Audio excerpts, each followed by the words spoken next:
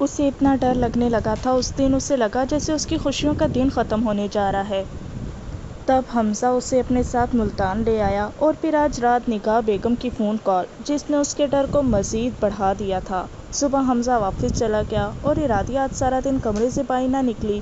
مشی اس کے کمرے کے اندر ہی تھی۔ ابان 2-3 بار اس کے کمرے تک آئی، لیکن بنا دروازہ کھٹکھٹائے ہی واپس چلی گئی۔ پھر اس کا دھیان فون پر آنے والی کال نہیں پٹایا۔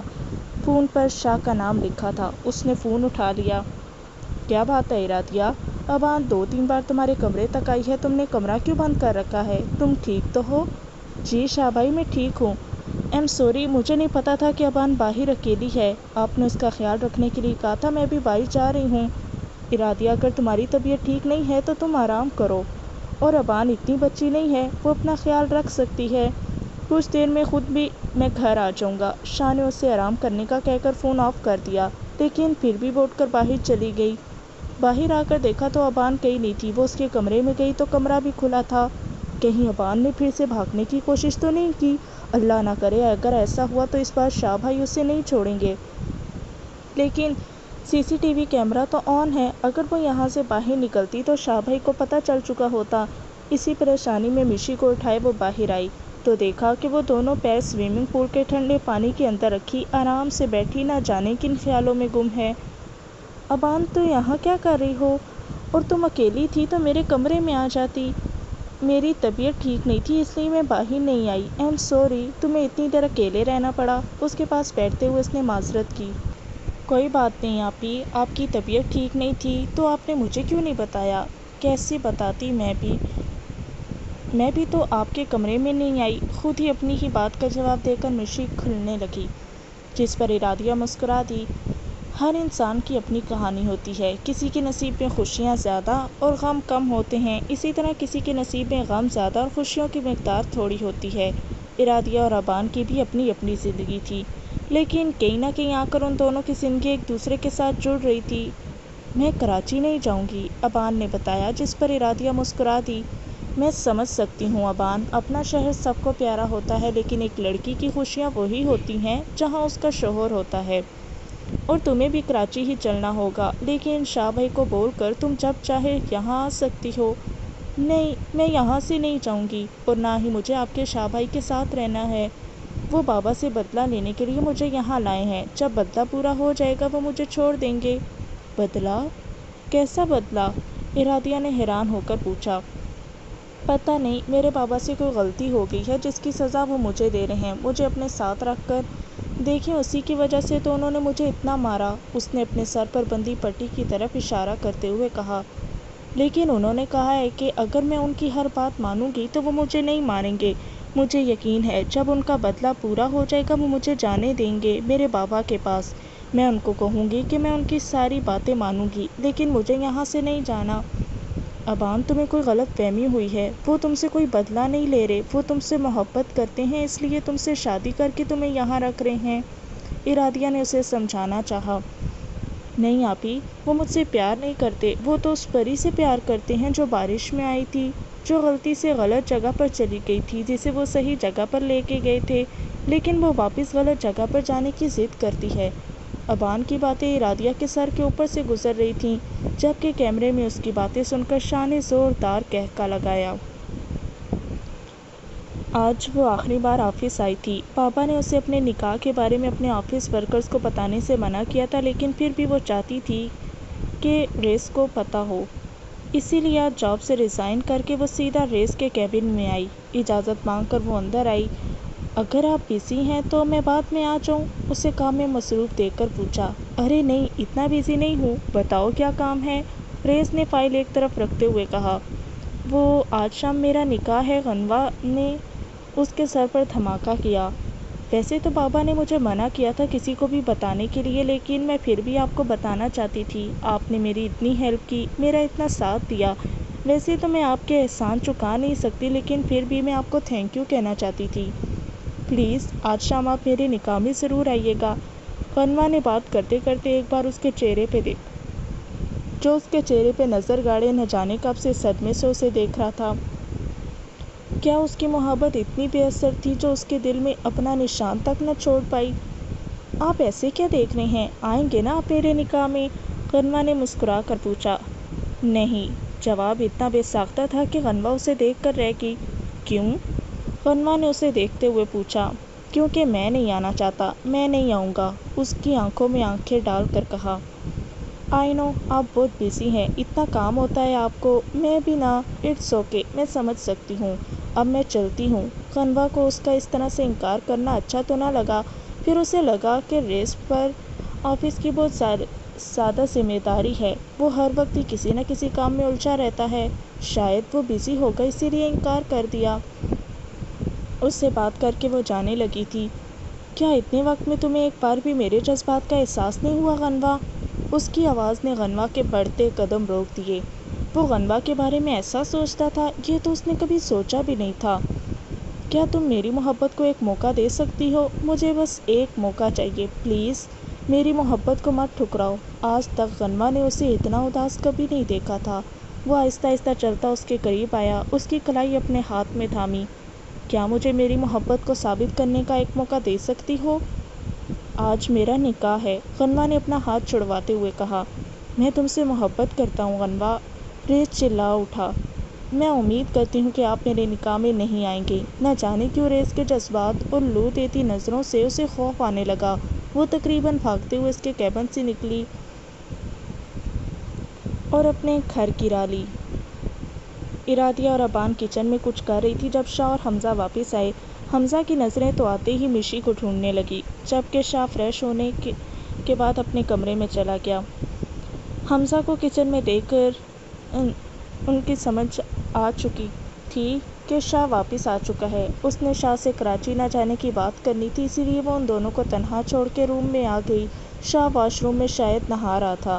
جب نظر بیڈ پر پڑے شاہ کے موبائل پر پڑی، وہ ایک بار پہلے بھی شاہ کے موبائل سے اپنے بابا کے فون پر بات کر چکی تھی۔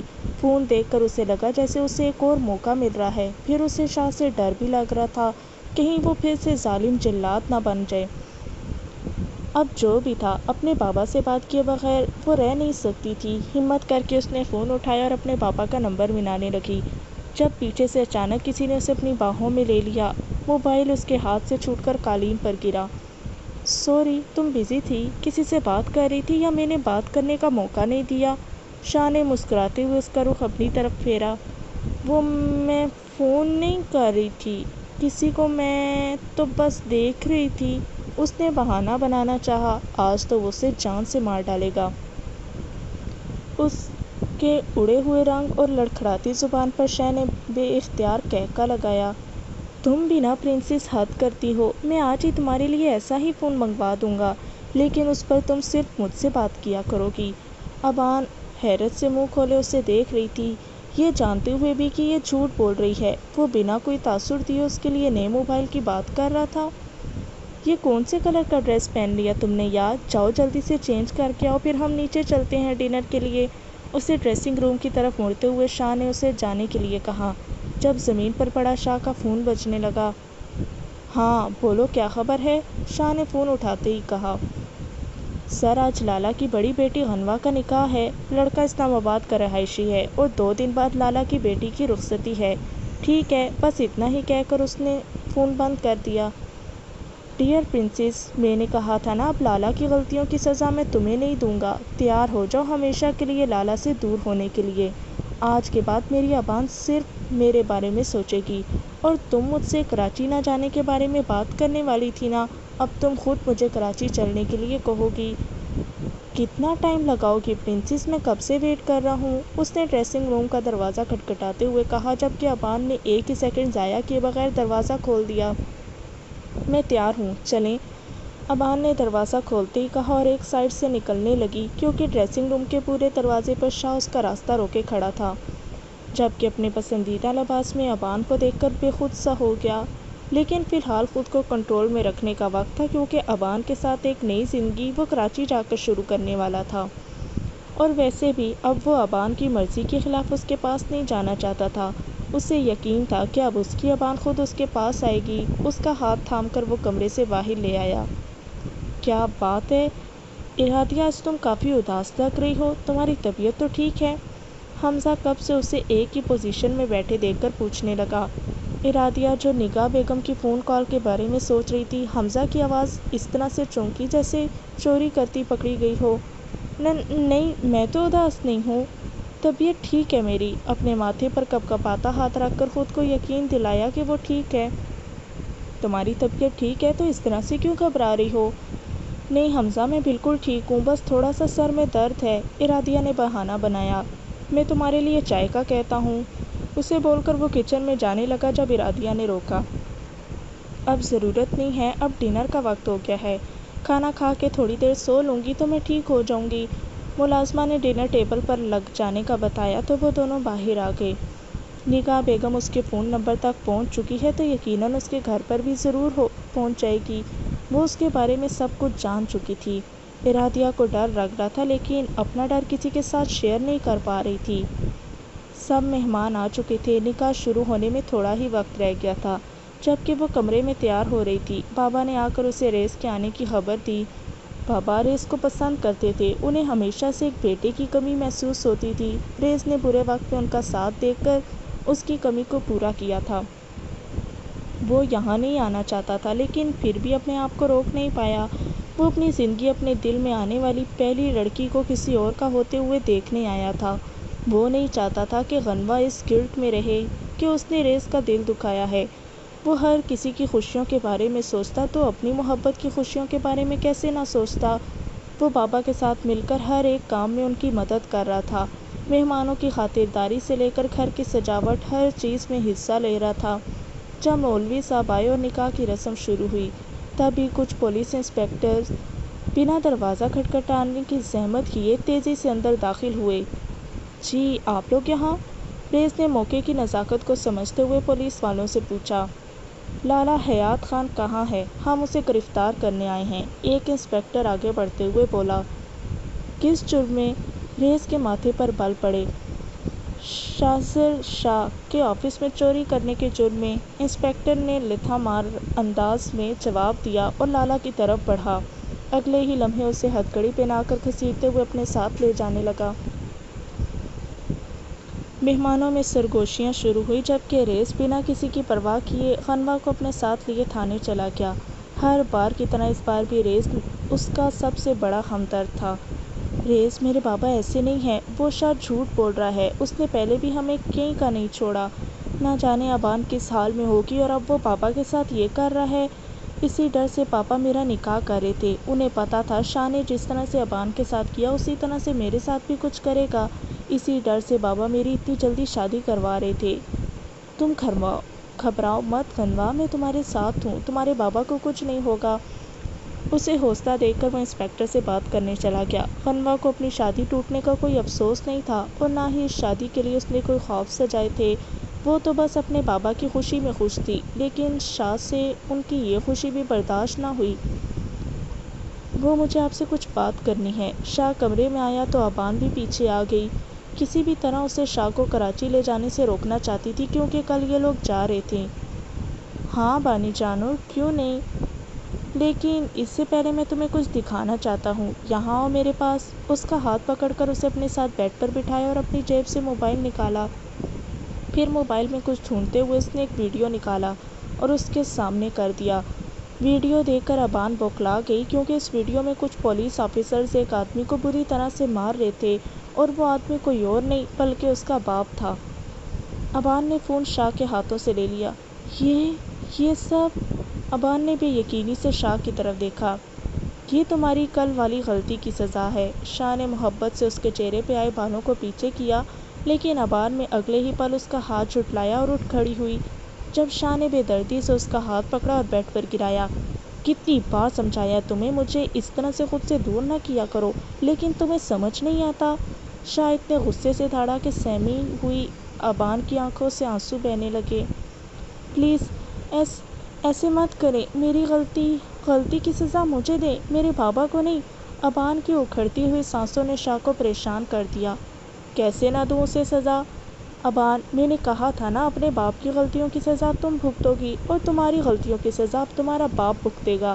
یہی تو دنیا کا اصول ہے، کسی کے کیے کی سزا کسی کو ملتی ہے۔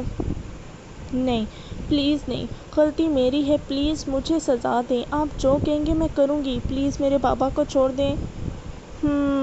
سوچا جا سکتا ہے اس بارے میں، مگر کیسے؟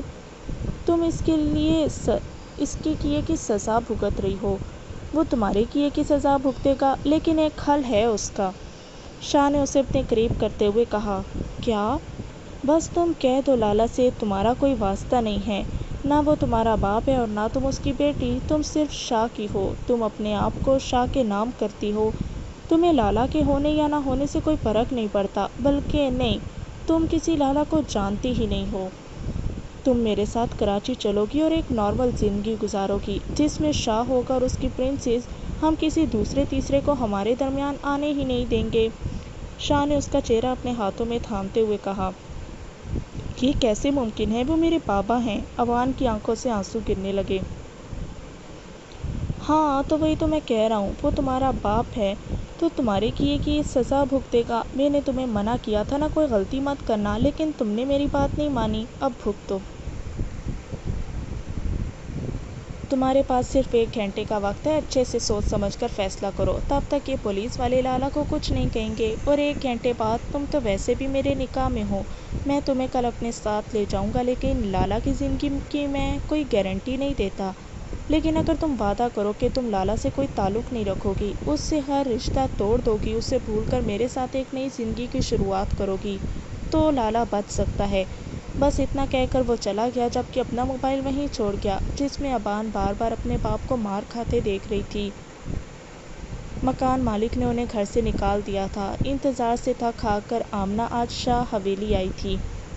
حویلی کیسے دلہن کی طرح سجائی گئی تھی، یقیناً یہاں کوئی شادی تھی۔ ایک عورت اور بچے کو دیکھ کر حیات ان کی طرف آیا۔ اس بچے کی شخصیت میں عجیب سا غرور تھا، جسے دیکھ کر ہی لالا کو کچھ عجیب لگا۔ کیا آپ کو کچھ کام ہے؟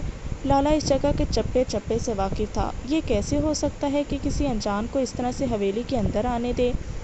میں شامیر شاہ کی بیوی آمنہ ہوں، اور یہ ان کا بچہ شازر، ہمیں ان سے ملنا ہے۔ آمنہ نے بنا تہمت باندھے کہا۔ آپ یہیں رکیں، میں شاہ صاحب کو خبر دے کر آتا ہوں۔ اسے وہیں روک کر وہ سیدھا بابا کے پاس آیا تھا اور انہیں خبر دے کر باہر لے آیا۔ آمنہ کو حویلی میں دیکھ کر بابا غصے سے اس کی طرف آئے۔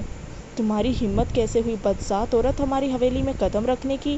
وہ غصے سے دھاڑتے ہوئے بولے۔ ان کے اس طرح سے دھاڑنے پر شاہ نے آمنہ کو ہاتھ تھاما۔ مجھے یہاں آنے کا کوئی شوق نہیں ہے، مجھے بس شامیر سے ملنا ہے۔ ان کے منہ سے اپنے لیے گالی سن کر اور آمنہ کو بھی اچھا خاصا غصہ آ گیا، لیکن اس وقت وہ صرف شامیر سے ملنا چاہتی تھی، جو اپنے ماں باپ کے گھر آ کر اپنے بیٹے اور بیوی کو بھول چکا تھا۔ ہا ہا ہا، شامیر تم سے نہیں ملنا چاہتا۔ یہ حویلی سچ دچ دیکھ رہی ہو، اس سے تمہیں اندازہ ہو چکا ہوگا کہ اس حویلی کے اکلوتے وارث شامیر کا آج نکاح ہے۔ لبوں پر طنزیہ مسکراہٹ سجا کر انہوں نے آمنہ کے پیروں سے زمین کھینچی۔ یہ آپ کیا کہہ رہے ہیں؟ شامیر ایسا کبھی نہیں کر سکتا، اس کا 10 سال کا بچہ ہے، وہ مجھے دھوکہ نہیں دے سکتا۔ آمنہ تڑپ اٹھی تھی۔ میرے شامیر کا بچہ آج سے یہ بھی یہیں رہے گا، ہمارے ساتھ۔ بابا نے محبت سے شازر کو دیکھا، جو ان کی بات سن کر اپنی ماں کے ساتھ تقریباً چپک چکا تھا۔ یہاں آؤ بیٹا، تمہارے بابا اندر ہیں۔ حیات لالا کو بابا کا اشارہ ملتے ہی وہ آگے بڑھا اور شاہ کا ہاتھ تھام حویلی کے اندر لے جانے لگا۔ چھوڑو میرے بچے کو، وہ میرے ساتھ جائے گا، تم لوگ اسے مجھ سے الگ نہیں کر سکتے۔ آمنہ اس کے پیچھے جانے لگی، جب بابا بے دردی سے اس کا بازو پکڑا اور تقریباً گھسیٹتے ہوئے حویلی سے باہر لے گئے۔ تم جیسی عورت کی ہماری حویلی میں کوئی جگہ نہیں ہے، دفع ہو جاؤ یہاں سے، آئندہ کبھی ہمیں اپنا چہرہ مت دکھانا۔ حیات لالا شازر کو لے کر اندر آیا، جہاں اس نے دیکھا کہ ایک خوبصورت لڑکی کے ساتھ اس کا باپ دلہا بنا بیٹھا ہے۔ 10 سال کا ایک ناسمجھ بچہ اپنی ماں کی سوتن کو اپنے باپ کے پہلو میں بیٹھے دیکھ کر بہت کچھ سمجھ چکا تھا۔ اس نے ایک جھٹکے سے اپنا ہاتھ لالا کے ہاتھ سے چھڑوایا اور بھاگتے ہوئے حویلی سے باہر جانے لگا، جہاں اس کا دادا اس کی ماں کو دھکے مار کے نکال رہا تھا۔ وہ بھاگ کر اپنی ماں کے سینے سے لگا۔ ماما، بابا بھی عاطف کے بابا کی طرح ہمیں چھوڑ کے چلے گئے۔ شازر بلک بلک کر رو رہا تھا۔ حیات، الگ کرو اس عورت سے ہمارے پوتے کو۔ بابا نے حیات لالا کو حکم دیا۔ حیات لالا حکم کی تکمیل کرتے ہوئے اس کی طرف بڑھا۔ خبردار جو میری ماں کو ہاتھ لگایا ورنہ ہاتھ جڑ سے الگ کر دوں گا، شاہزر چلاتے ہوئے بولا۔ اس وقت وہ کسی بھی لحاظ سے 10 سال کا ایک معصوم بچہ نہیں لگ رہا تھا۔ چلے ماما، ہم بابا کے ساتھ نہیں رہیں گے، بابا بھی عاطف کے پاپا کی طرح گندے ہیں، ہم کبھی ان سے نہیں ملیں گے۔ اپنے معصوم ننھے سے ہاتھ سے اپنی ماں کا ہاتھ پکڑا اور سہارا دے کر کھڑا کیا۔ آمنہ کے چہرے پر ایک غرور تھا جو حیات اور بابا نے نوٹ کیا تھا۔ آج ایک ماں نے اپنے ننھے سے معصوم بچے کا ہاتھ اس طرح سے تھاما تھا جیسے کسی جوان بیٹے کا سہارا ملا ہو۔ سائنس شاہزر بابا تو بالکل آپ پہ گئے ہیں، آپ نے دیکھا وہ بالکل آپ کی طرح بات کرتے ہیں۔ حیات کی بات سن کر بابا مسکرائے۔ ہمارے پوتے کو ہمارے پاس ہونا چاہیے حیات، ہمیں ہمارا پوتا چاہیے۔ فکر نہ کریں سائیں، لیکن شامر سائیں کو کیا جواب دیں گے؟ اگر آمنہ مار جائے گی تو شاہزر کا خیال اس کا باپ ہی رکھے گا نا؟ بابا نے چہرے پر شاطرانہ مسکراہٹ سجا کر کہا، جسے دیکھ کر ہی لالا بھی مسکرایا۔ آپ بے فکر ہو جائیں، آپ کا کام ہو جائے گا، ہمیں تم پر پورا یقین ہے حیات، ہمارا کوئی حکم نہیں ٹال سکتا۔ ریز ہر ممکن کوشش کر چکا تھا لالا کو باہر نکالنے کی، لیکن اس کی ہر کوشش کو شاہ نے ناکام بنا دیا۔ ریز کو سمجھ نہیں آ رہا تھا آخر شاہ کی ان لوگوں کے ساتھ کیا دشمنی ہے جو وہ اس طرح سے ان سے بدلہ لے رہا ہے۔ ایک تھپڑ کی وجہ سے تو یہ سب کچھ نہیں ہو سکتا، اور اگر یہ سب کچھ اس تھپڑ کی وجہ سے ہوا تھا تو اسے بدلہ غنوہ سے لینا چاہیے تھا، نہ کہ لالا اور ابان سے۔ وہ جتنا سوچ رہا تھا اتنا الجھ رہا تھا۔ ریز بیٹا، تم نے مجھ پر بہت احسان کیے ہیں، ایک اور احسان کرو گے؟ اس وقت وہ لالا کے ساتھ جیل میں بیٹھا تھا۔ انکل، میں نے آپ پر کوئی احسان نہیں کیا، آپ نے کہا تھا اگر آپ کا کوئی بیٹا ہوتا تو شاید میرے جیسا ہوتا، میں تو بس آپ کی اس بات کا مان رکھتا ہوں، اور اب آپ مجھے بار بار شکریہ ادا کر کے شرمندہ کر رہے ہیں۔ آپ حکم کیجیے، کیا کرنا ہے مجھے؟ ریز نے ان کے ہاتھ پہ ہاتھ رکھتے یقین دلایا۔ شاہ کسی کو نہیں چھوڑے گا، پہلے اس نے ابان کے ساتھ نکاح کیا، اس کے بعد مجھے یہاں جیل میں بھجوا دیا، اور اب نہ جانے غنوہ کے ساتھ کیا کرے گا۔ مجھے ڈر ہے کہ وہ میری بیٹی کے ساتھ کچھ برا نہ کر دے، اسی ڈر سے میں اس کا نکاح کر رہا تھا، لیکن اب تو یہ نہیں ہو سکتا۔ کیا تم مجھ پر احسان کر کے میری بیٹی غنوہ سے نکاح کرو گے؟ کوئی زبردستی نہیں ہے، تم آرام سے سوچ لو، یہ نکاح ایک عارضی نکاح ہوگا، میں جب جیل سے باہر نکلوں گا تم بے شک اسے آزاد کر دینا، بس جب تک میں یہاں پہ ہوں میری بیٹی کے سائبان بن جاؤ۔ بابا اس کے سامنے ہاتھ جوڑتے ہوئے کہا، انکل یہ آپ کیا کہہ رہے ہیں؟ غنوہ اس نکاح کے لیے کبھی تیار نہیں ہوگی۔ ریز کو زیادہ فکر غنوہ کی تھی۔ تم فکر مت کرو، غنوہ سے میں بات کروں گا، پہلے بھی تو وہ میری مرضی سے نکاح کر رہی تھی، وہ انکار نہیں کرے گی۔ بس لالا نے ایک بار پھر سے اس کے سامنے ہاتھ جوڑے جسے ریز نے تھام لیا۔ اب غنوہ سے بات کریں، میں مولوی صاحب کا انتظام کرتا ہوں، لیکن اس کے بعد آپ مجھے ساری سچائی بتائیں گے، ریز نے شرط رکھی۔ ہاں میں تمہیں سب کچھ بتا دوں گا بیٹا، لیکن فی الحال میری یہ مشکل آسان کر دو۔ بابا یہ آپ کیا کہہ رہے ہیں، یہ ممکن نہیں ہے، پلیز۔ اس نے ہر موقع پر ہمارا ساتھ دیا ہے، اس کا مطلب یہ ہرگز نہیں ہے کہ ہم اسے اس کے احسانوں کی اس طرح سے سزا دیں۔ نہیں بیٹا تم فکر مت کرو، میں نے اس سے بات کر لی ہے، اور میں نے اس سے کہہ دیا ہے کہ نکاح عارضی ہے، وہ جب چاہے تمہیں چھوڑ دے، زندگی بھر کے لیے تمہیں تھوڑی نہ اپنے ساتھ باندھ رہا ہے، صرف کچھ وقت کی بات ہے، جب تک یہ سب کچھ ٹھیک ہوتا ہے اس کے بعد تم دونوں آزاد ہو جاؤ گے۔ میں نے اس کو بہت مشکل سے منایا ہے بیٹا، اب تم انکار مت کرنا۔ بابا کے الفاظ جہنم کی ہوا سے کم نہیں تھے۔ اس کے باپ نے اس شخص کی منتیں کر کے اسے نکاح پر راضی کیا تھا جو اس سے محبت کا دعوے دار تھا، آج ہی اس کی محبت کو اپنے قدموں میں روندھ کے آئی تھی، اور آج رات ہی اس شخص نے اسے اپنے قدموں میں لا گرایا تھا۔ مولوی کا انتظام ہوتے ہی نکاح کی رسم ادا کی گئی۔ غنوہ حیات خان غنوہ شاہریز خان بن گئی، لیکن اس کے لیے یہ کوئی خوشی کی بات نہیں تھی، کیونکہ یہ نکاح تو بس چند دنوں کا تھا، ایک عارضی نکاح۔ نہ جانے کیوں اس کا دل گھبرا رہا تھا، اسے لگ رہا تھا کہ شاہ سائیں کے آدمی اسے ڈھونڈنے ضرور آئیں گے، اسی لیے شاہزر کو اپنے ساتھ کراچی واپس لے جانے کے بجائے لاہور لے کر جا رہی تھی۔ شوہر کو کھو چکی تھی، اب وہ اپنے بیٹے کو کھونے کا رسک نہیں لے سکتی تھی۔ ماما مکان مالک نے تو ہمیں گھر سے نکال دیا، اب ہم کہاں رہیں گے؟ شاہزر نے پوچھا۔ دنیا میں اللہ نے ہر کسی کو ٹھکانہ بنایا ہوتا ہے، ہمارا ٹھکانہ بھی ضرور کہیں نہ کہیں ہوگا، تم فکر مت کرو، ہم بہت جلدی اپنے ٹھکانے پر پہنچ جائیں گے۔ آمنہ نے اپنے دوپٹے سے اس کا ماتھے کا پسینہ صاف کیا۔ یہاں پر بھی انہیں کوئی گھر، کوئی مکان نہ ملا۔ کوئی بھی ایک اکیلی عورت اور بچے کو مکان دینے کو تیار نہ تھے۔ بہت ڈھونڈنے کے بعد بھی انہیں کوئی ٹھکانہ نہ ملا۔ ایک رات تو جیسے تیسے سڑک پر گزر گئی، لیکن دوسرے دن ہی شاذر کو بہت تیز بخار ہو گیا۔ اب اس کے پاس نہ تو کچھ کھانے کے پیسے تھے اور نہ ہی شاہ کا علاج کروانے کے لیے۔ اسے سمجھ نہیں آ رہا تھا کہ اپنے اکلوتے سہارے کو کیسے بچائے۔ اس کی حالت خراب سے خراب تر ہونے لگی۔ وہ تھک ہار کر لوگوں سے مدد مانگنے لگی، لیکن کوئی اس کی مدد کو آگے نہ آیا۔ مجبور ہو کر اسے اٹھا کر سرکاری ہسپتال لے گئی، لیکن وہاں پر ان لوگوں نے کہہ دیا کہ اسے کسی بڑے ہسپتال لے کے جائیں، اس سے بخار کی وجہ سے جھٹکے لگ رہے ہیں، اگر وقت پر علاج نہ ہوا تو شاید بچنا ناممکن ہے۔ ایک ماں کے لیے اس طرح کے الفاظ سننا بھی سوہانے روح تھا۔ ڈاکٹر نے اسے ہسپتال میں نہ رکھنے کا کہہ دیا۔ ڈاکٹر کا کہنا تھا کہ اسے بڑے ہسپتال لے کے جائیں۔ واپس آ کے اسی سڑک پر بیٹھ گئی جہاں اس نے گزشتہ رات بتائی تھی۔ آگے رات بھی اپنے بیٹے کو گود میں رکھے روتی رہی۔ رونے کے علاوہ کوئی اور راستہ نظر نہیں آیا۔ جب اچانک رات کے اس پہر شاہ کو پھر سے جھٹکے لگے، وہ بری طرح سے رونے لگی اور آگے پیچھے لوگوں کو مدد کے لیے پکارنے لگی، لیکن کوئی اس کی مدد کو آگے نہیں آیا۔ وہ شاذر کو لے کر پاگلوں کی طرح سڑک پر دوڑنے لگا۔ شاہ کوئی بالکل چھوٹا سا بچہ نہ تھا، اسے اس طرح سے اٹھا کر بھاگنا آمنہ کے بس میں نہیں تھا، لیکن اس وقت وہ کوئی عورت نہیں بلکہ صرف ایک ماں تھی جو اپنے بچے کی جان بچانا چاہتی تھی۔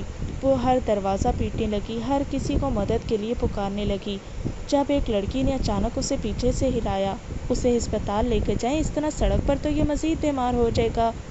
لڑکی نے سمجھانا چاہا۔ میرے پاس کچھ نہیں ہے، میرے پاس اپنے بچے کے علاج کے پیسے تک نہیں ہیں، میں کیا کروں، میں کہاں جاؤں؟ میرے پاس اس بچے کے علاوہ کچھ نہیں ہے، میری کل کائنات ہے، آمنہ نے بلک بلک کر روتے ہوئے کہا۔ لیکن سامنے کھڑی لڑکی کو بچے پر ترس آ گیا۔ آپ اٹھائیں اسے اور اندر لے کر چلیں میرے گھر، ڈاکٹر کو بلواتی ہوں۔ اس کے کہنے کی دیر تھی کہ آمنہ شاذر کو اٹھایا اور اس کے ساتھ چل دی۔ وہ ایک چھوٹا سا مکان تھا جس میں صرف 2 کمرے اور ایک برآمدہ تھا۔ اسے یہاں لائیں۔ اس نے بیڈ کی طرف اشارہ کیا اور فون اٹھا کر ڈاکٹر کو فون ملانے لگی۔ اس کے کہنے پر کچھ ہی دیر میں ڈاکٹر اسے چیک کرنے کو آ گیا۔ ڈاکٹر نے یہی کہا کہ اسے کسی بڑے ہسپتال میں داخل کروائیں۔ فی الحال میں نے دوائی دے دی ہے، لیکن آپ جلد سے جلد اسے کسی اچھے ہاسپٹل میں لے جائیں، انشاءاللہ بہتر ہو جائے گا۔ ڈاکٹر کے امید دینے پر آمنہ کو تھوڑا حوصلہ ہوا۔ آپ کا شکریہ ادا کیسے کروں، میں نہیں جانتی۔ آمنہ کی آنکھوں سے ایک بار پھر سے آنسو بہنے لگے۔ اوفو، بہنوں کا شکریہ ادا نہیں کرتے، انہیں دعائیں دیتے ہیں۔ میرا نام نگین احمد ہے۔ احمد میرے شوہر کا نام ہے، وہ آرمی میں بہت بڑے آفیسر ہیں۔ انداز میں بچوں جیسی خوشی تھی۔ مجھ سے بہت پیار کرتے ہیں۔ وہ اسی حالت مجھے چھوڑ کر نہیں جانا چاہتے تھے، لیکن وطن تو سب سے پہلے آتا ہے نا، اسی لیے میں نے ان سے کہا کہ وہ بے فکر ہو کے جائیں، میں اپنا اور بیبی کا بہت خیال رکھوں گی، نگین نے شرماتے ہوئے کہا۔ آمنہ اپنی ٹینشن میں اس حد تک ڈوبی ہوئی تھی کہ وہ تو بھول ہی گئی۔ سامنے کھڑی لڑکی نے اپنا وجود ایک چادر میں چھپا رکھا ہے۔ آپ فکر نہ کریں، بالکل ٹھیک ہو جائے گا یہ مغرور ناک والا شہزادہ، نگین نے شرارت سے کہا تو آمنہ مسکرا دی۔ بے شک وہ انتہائی حسین اور کم عمر لڑکی تھی، زیادہ سے زیادہ اس کی عمر 23 سال تھی۔ آپ یہاں اکیلی رہتی ہیں؟ آمنہ نے پوچھا۔ پہلی بات میں آپ نہیں تم ہوں، اور دوسری بات میں یہاں اکیلی نہیں رہتی، میرے ساتھ ایک ملازمہ رہتی ہے، لیکن کیا فائدہ، سارا دن میرے سر پر سوار رہتی ہے اور رات کو جب مجھے ڈر لگتا ہے اپنے گھر چلی جاتی ہے۔